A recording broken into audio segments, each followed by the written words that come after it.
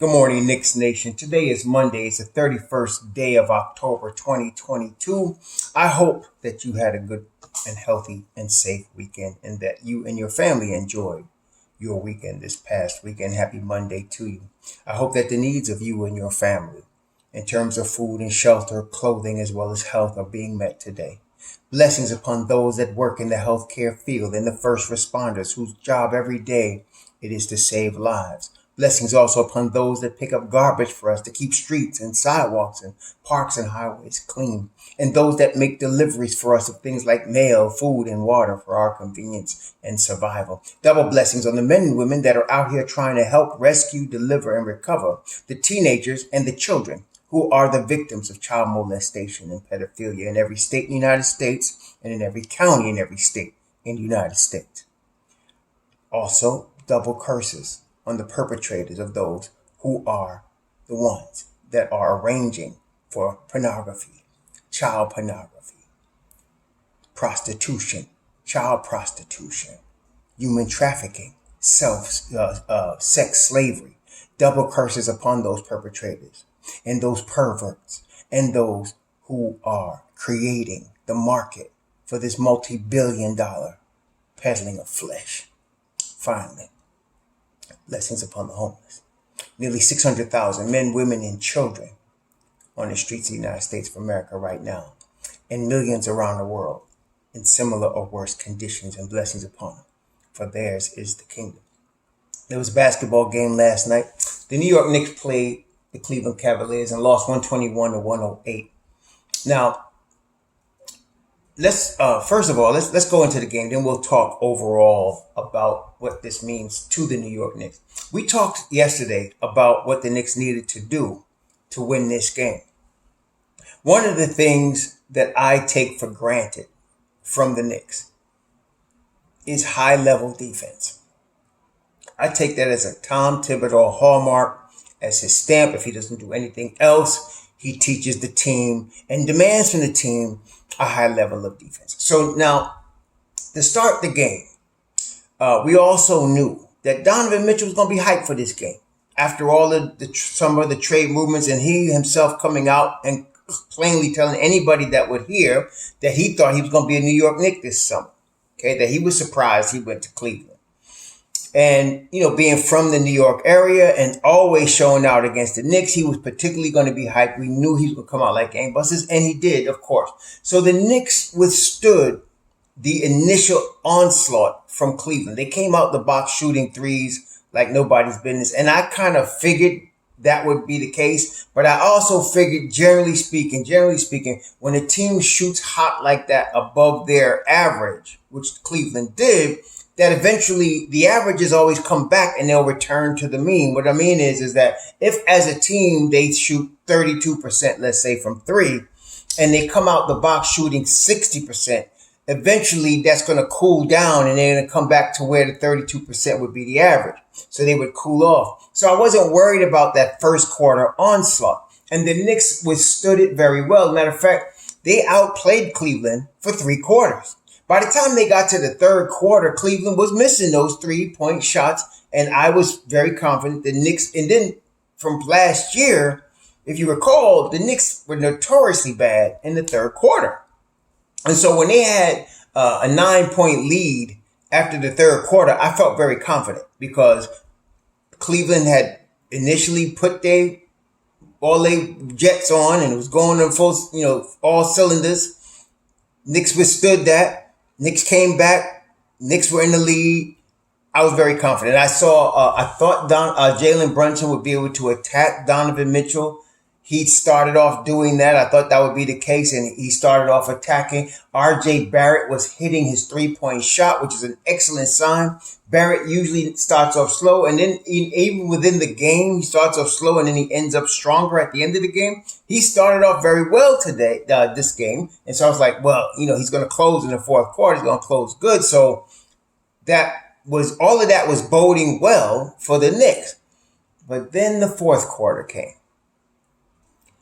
And the Knicks did not adequately guard the 3-point line. And maybe they fell asleep because in the third quarter, the Cavs were bricking their threes. So maybe the Knicks felt like, okay, we don't have to worry about the 3-point line. And then Kevin Love caught fire. And they ended up, the Cavs that is, shooting 46% from three, 23 out of 50. They put up 53. The Knicks shot 27 threes and hit 10, which is a respectable number. That's like, if you look at an NBA game, that's a respectable number, putting up 27 to 33s and hitting, a good 30-something% of them, 37%. That's a respectable number.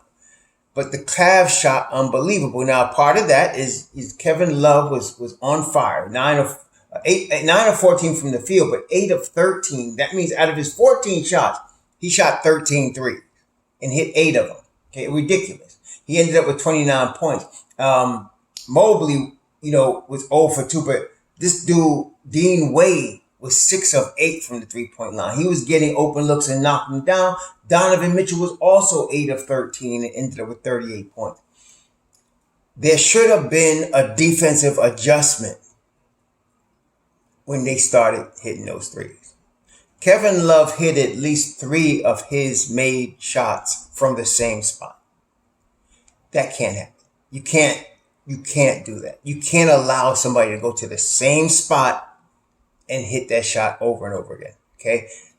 Dean Wade was hitting his, moving around the floor, getting some in the corner, some at the top of the key, But for Kevin Love to come down at the same spot and start shooting the same spot and nobody picking up, chasing him off the line, that can't happen. So they lost that game. And that's really what it was. If you look at the rest of the stats, the Knicks did pretty well. They didn't do well at a free throw line. 8 of 16, and nobody was getting to the line that much. RJ didn't even get to the line. Julius Randle shot 10 free throws. He only hit 5 of them, which is unusual for him. He's a better free throw shooter than that. And overall, I'm not criticizing Julius, even though he had 4 turnovers. 2 of those turnovers were not his fault. They really weren't. And so I was like, he ended up with 9 boards, 7 assists, 15 points. He played a good game. He played a decent game. I mean, it wasn't his fault that we lost the game. Even though he and Obi had a hard time closing out against Kevin Love. They just didn't close out well against Kevin Love. And it killed us. But if you look at the rest of the stats, the Knicks had 45 rebounds. The Cavs had 43. The Knicks had 12 offensive rebounds. The Cavs had 10. The Knicks had 26 assists. I mean, the Cavs had 33, but 26 assists was much better than the 19 they had Friday against Milwaukee. So I was like, they had 9 steals. The bench outscored their bench. They had 64 points in the paint to the Cavs, 32 points in the paint. All of the rest of the stats looked good.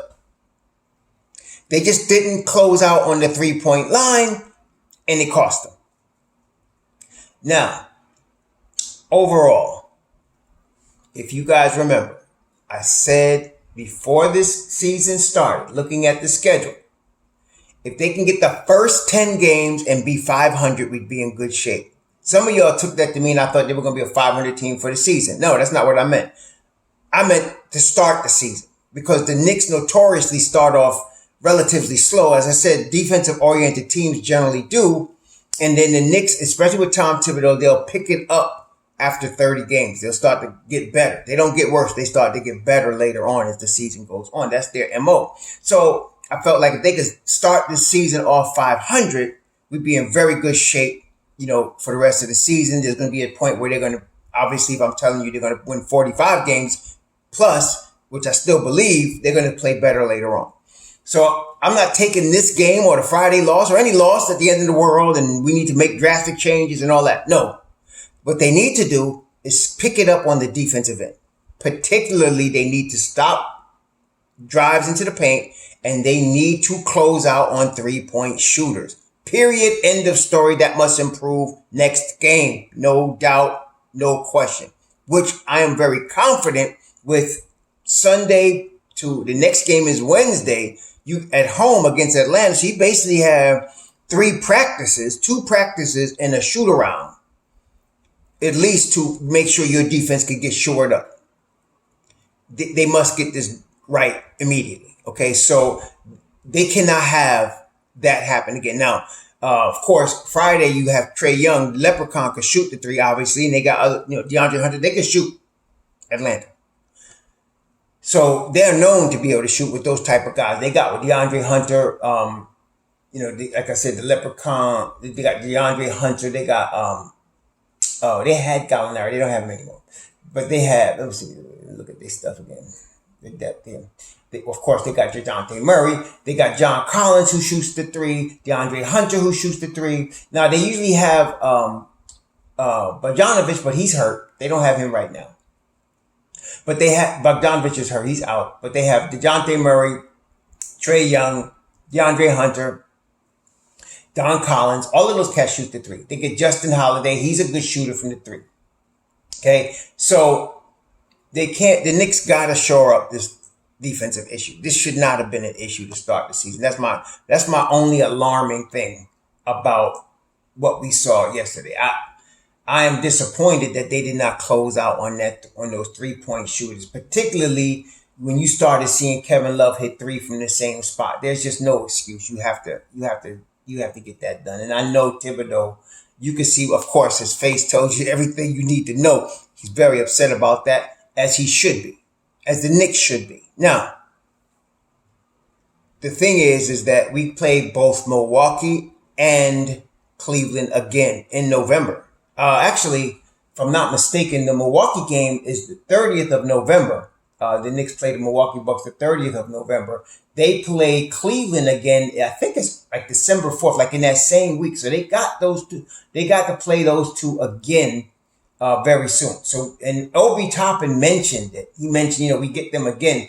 I think the Knicks will be, put it this way, determined to show a better effort in the area of defense, particularly, again, in the area of guarding the three-point line.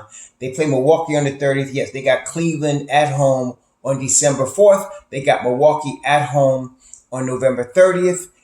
They got in between them a Dallas, and that Dallas game and the Cleveland game, December 3rd and 4th. That's a back-to-back at home. So they're going to have these guys again soon, very soon. So they have to shore this up, okay? That was the ball game. See, like I said, when you're playing good teams, the margin of error is small, right? And so the Knicks, like I said, they outplayed them in every other area. They outplayed Cleveland in every other area. Cleveland wasn't mopping the floor with the Knicks. The Knicks were, for 3 quarters, they were outplaying Cleveland. And that's with Cleveland going off in the first quarter. I mean, Donovan Mitchell, I think, had 15 points, all on threes in the first quarter. Okay? Which tells you something. He had 15 points on threes in the first quarter. He had 5. And the rest of the game, he had 8 altogether. So he had 3 more the rest of the game. Okay. But Kevin Love came off the bench and I think knocked down most of his in the fourth quarter. So that has to be fixed. Period. End of story. They have to fix that. There is no excuse for that. And let me tell you this, for those of you that want to see Thibs fired.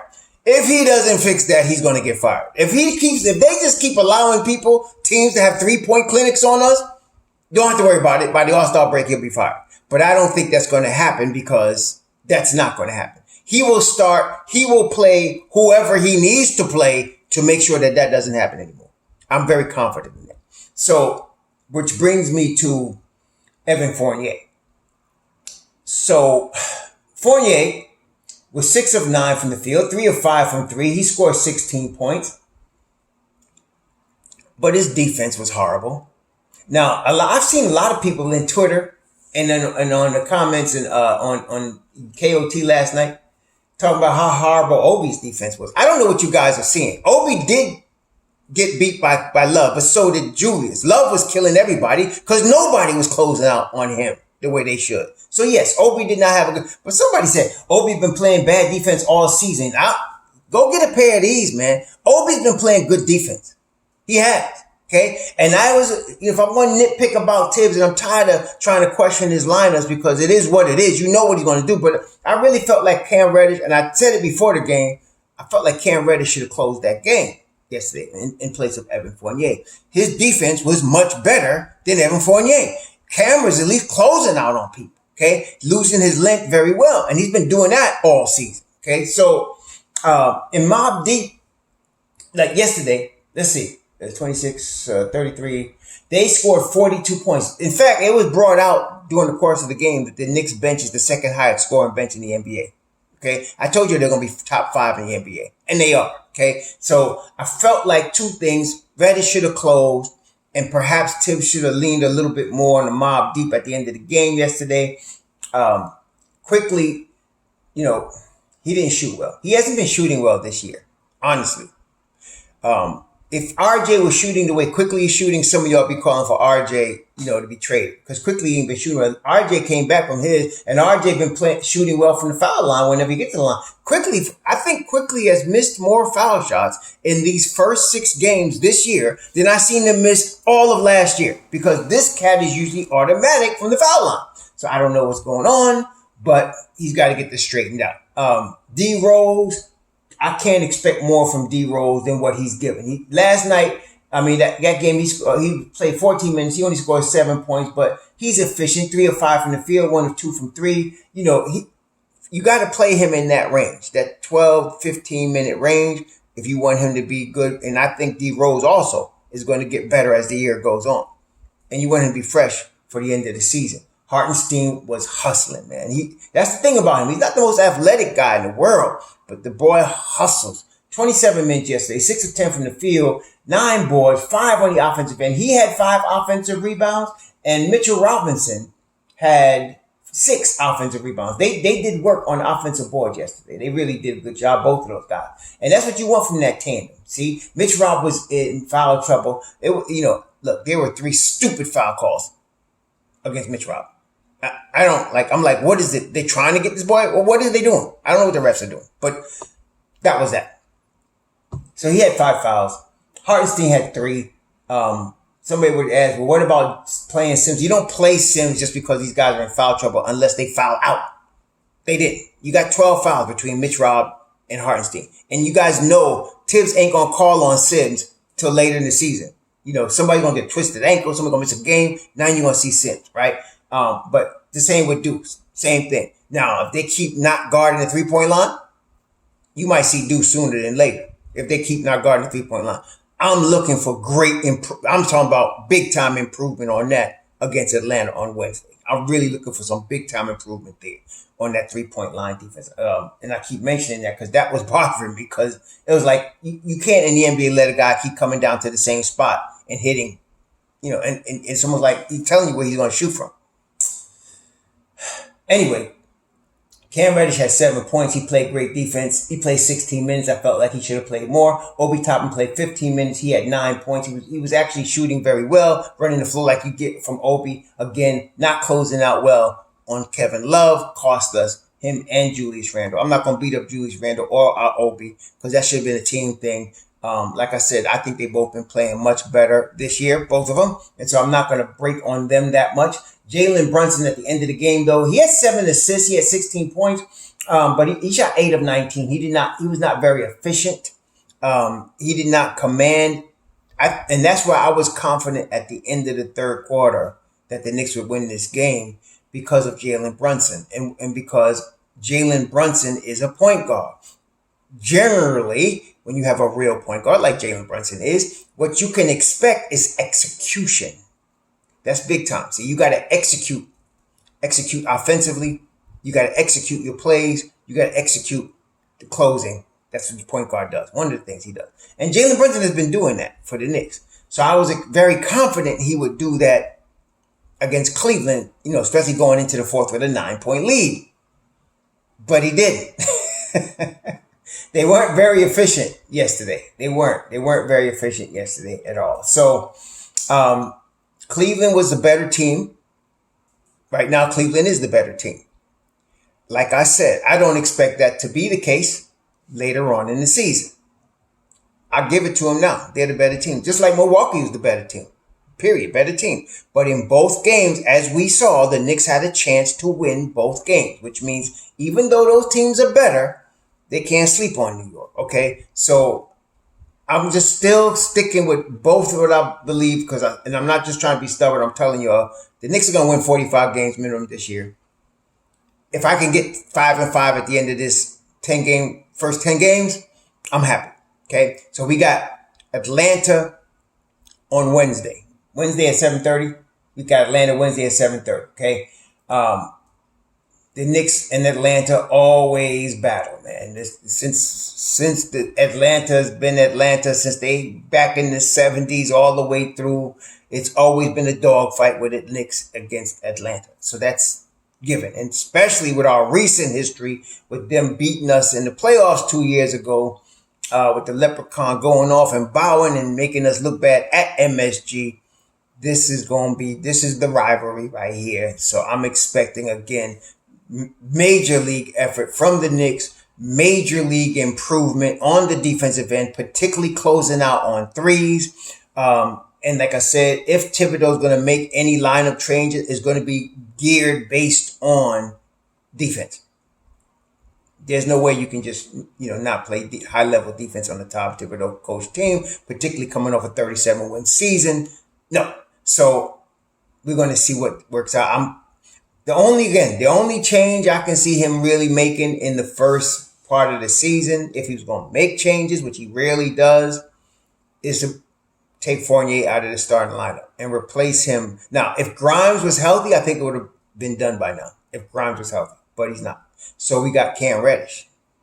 And you got Emmanuel Quickly, but I don't think he's not going to start quickly because the backcourt is too small at that point. Running quickly off the bench with D-Rose, and against second units is one thing, but trying to start with a small backcourt and you're already having defensive issues is another thing. So to me, either Fournier starts or you start Cam Reddish and you move RJ to the 2 and you put more height out there at those 2 positions. So we'll see what happens, but the percentage chances are more than 50%. He's going to start the same 5. He's just going to have worked on that defense and expect improvements from everybody by Wednesday. Okay, so I'm not even going to talk about any games after Wednesday. Let's take one game at a time. It's Atlanta next. It's Wednesday. Let's get ready for this game. Let's win this game. So, and I'm again favoring them to beat Atlanta at MSG on Wednesday. Atlanta's record right now, let me see, what is their record? Atlanta's 4-2. So they're playing good. Atlanta's 4-2 right now. Yep. They lost their last game to the Bucks Saturday night. I watched that game. The Bucks are really playing high level basketball. But the 2 wins that Atlanta has, the 4 wins they have, the Rockets, the Magic, and 2 wins against the Pistons. The Rockets, lottery team. The Magic, potential lottery team. And 2 wins against the Pistons lottery team. That's their win. Okay? Let's talk about the Knicks. Well, who the Knicks beat? Well, we know they beat Charlotte, right?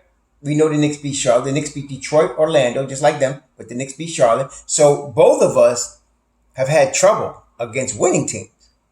Okay? So this is going to be interesting to see. So we're going to see how Atlanta lost to the Bucks like the Knicks did. And Atlanta lost to the Hornets. The Hornets spanked them. I told you that about a week ago. The Hornets spanked them. And the Hornets have been playing really good ball with DSJ at the point. So the Hornets they're not a lottery team. The Hornets are not a lottery team. So not at this point of the season anyway. So the Knicks beat the Hornets in overtime. I think wasn't it overtime the Knicks beat the Hornets? Yep, they beat the Charlotte last week in overtime. Atlanta lost big time to Charlotte.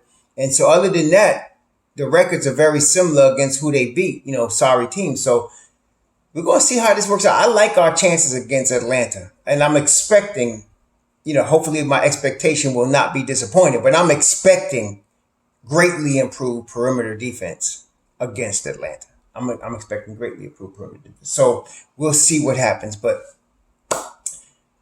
let's go from here. The Knicks are 3-3. We got 4 more games for the first 10 to be finished. Okay, against good teams. They're all against good teams. All of them against good teams. We'll talk about this another time, but they're all against good teams. Playoff teams.